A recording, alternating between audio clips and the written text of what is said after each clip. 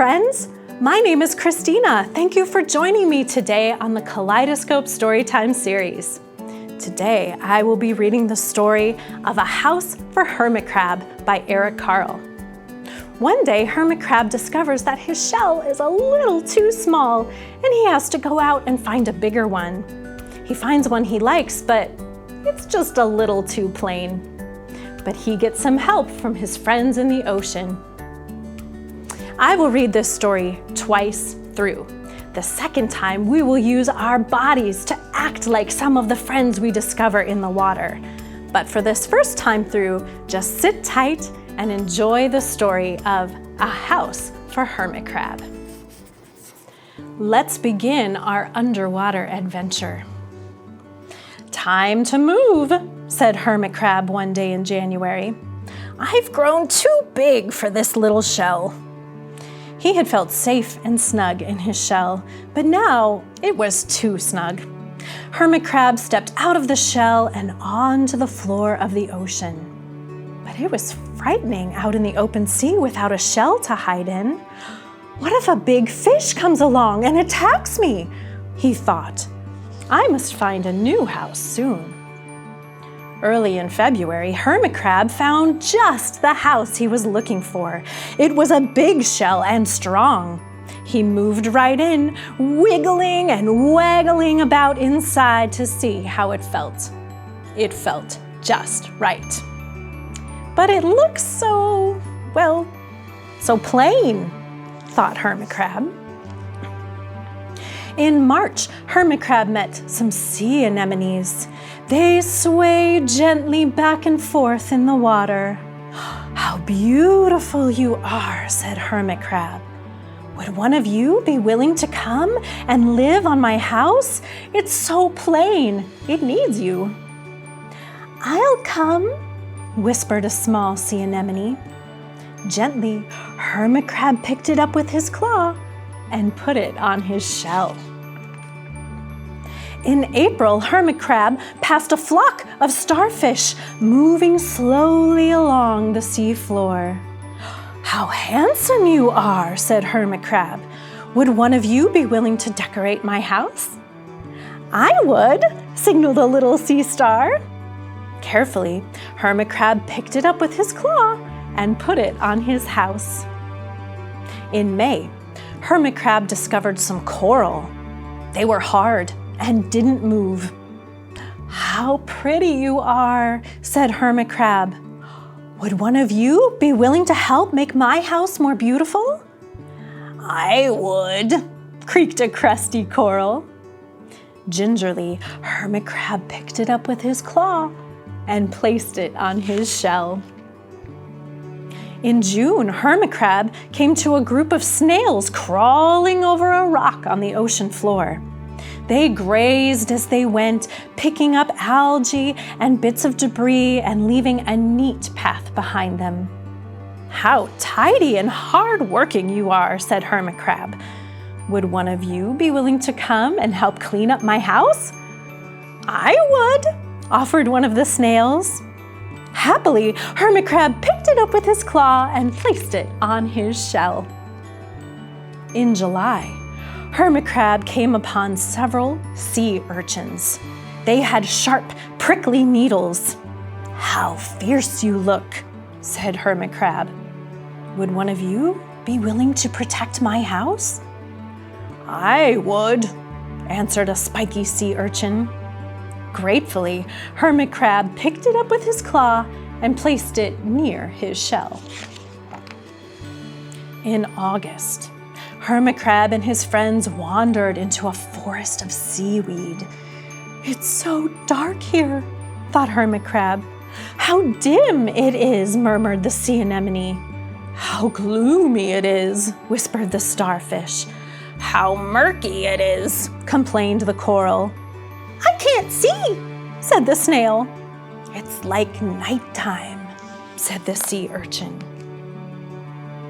In September, Hermit Crab spotted a school of lanternfish darting through the dark water.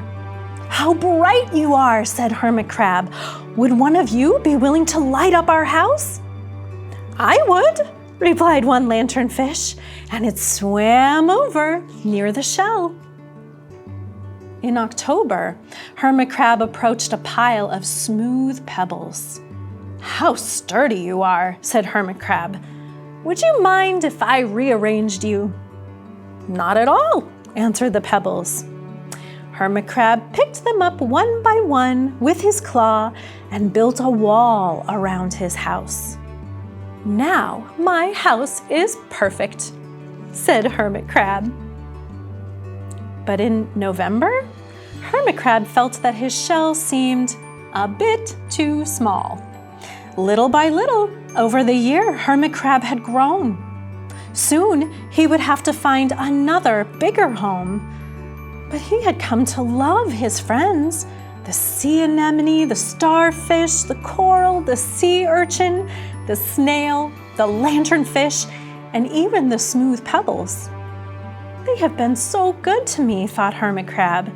"They are like a family. How could I ever leave them?"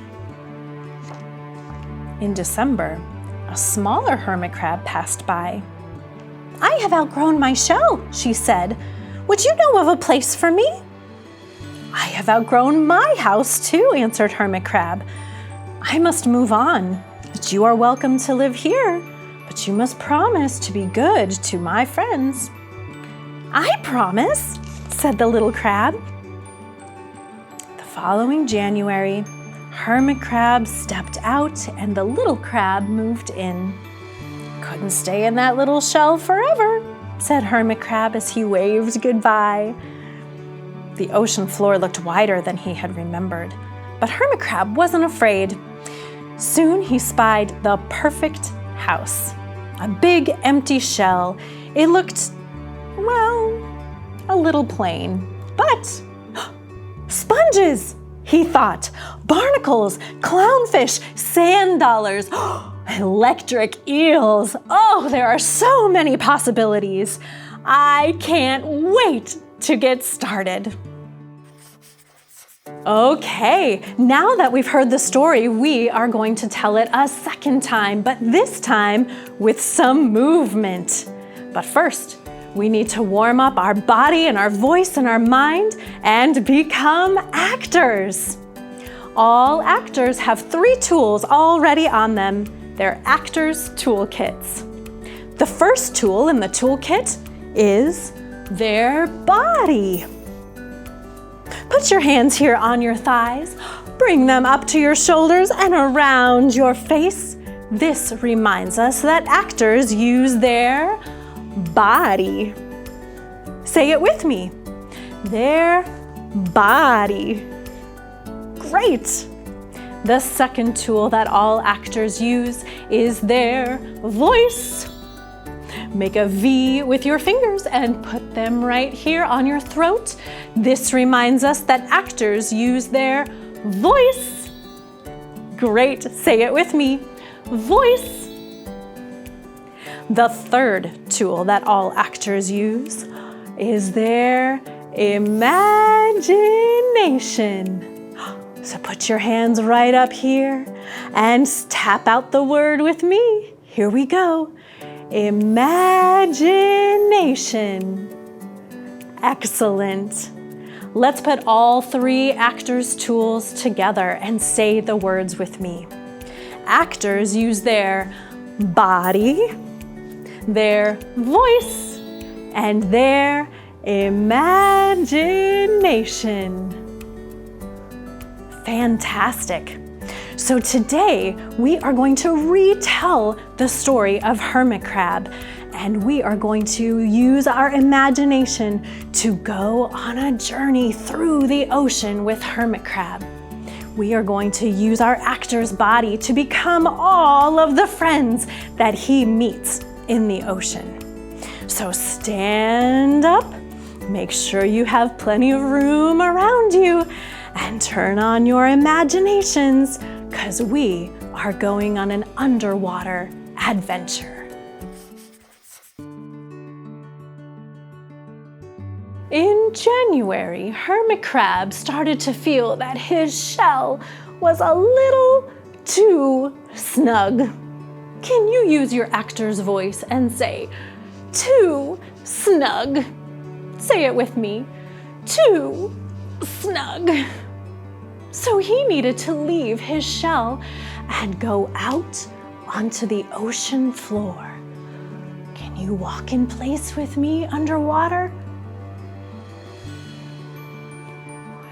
In February, Hermit Crab found a new shell. It was just the right size. So he wiggled and waggled to get into his shell. Can you wiggle and waggle into your shell? It was just the right size, but it was a little too plain. So he kept walking. And in March, he found some sea anemones. They were swaying gently. Sway gently like the sea anemones. And Hermit Crab put one on his shell, and he kept walking. In April, Hermit Crab found a 5-point starfish. Count with me. 1, 2, 3, 4, 5. And those starfish were moving slowly through the water. Can you move slowly like a starfish? And then stick to Hermit Crab's shell. And Hermit Crab kept walking. In May, Hermit Crab found some coral. It was hard and didn't move. How do you make your body into hard coral? And Hermit Crab put that coral on his shell and kept walking. In June, Hermit Crab found some snails, and they were cleaning the ocean floor. Can you clean the ocean floor? And then they cleaned Hermit Crab's shell and came along as he kept walking. In July, Hermit Crab found some sea urchins with sharp, prickly needles. Can you poke some sharp, prickly needles like a sea urchin? And Hermit Crab brought along a sea urchin and kept moving. In August, they came to a forest of seaweed. It was dark, it was dim, and it was gloomy. Can you sway in the water like that seaweed? But Hermit Crab kept walking. In September, he found some lanternfish, and they were darting through the water. Can you use your hands to make those lanternfish darting through the water and lighting up the water?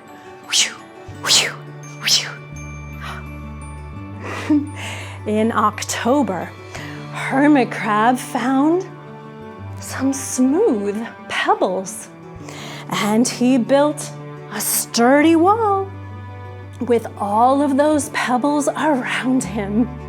Can you settle into your wall of smooth pebbles? But in November, that shell started to feel a little too small. Can you get squished up in that shell? He said, "This is too small." Can you say that with Hermit Crab? This is too small. So in December, a smaller Hermit Crab came by and she waved with her claw. Can you wave with that small Hermit Crab? And can you use your small voice to say, "Hello, hello"? And Hermit Crab kept walking. He left his shell and the smaller Hermit Crab moved in. And finally, Hermit Crab found a new, bigger shell that was just the right size. He wiggled and waggled to scooch into that big shell. Can you wiggle and waggle? It was great, but a little too plain. He thought of all the new friends he could make that could come and live with him on his shell. And he said, I can't wait to get started. Can you use your excited voice and say that with Hermit Crab? I can't wait to get started. The end.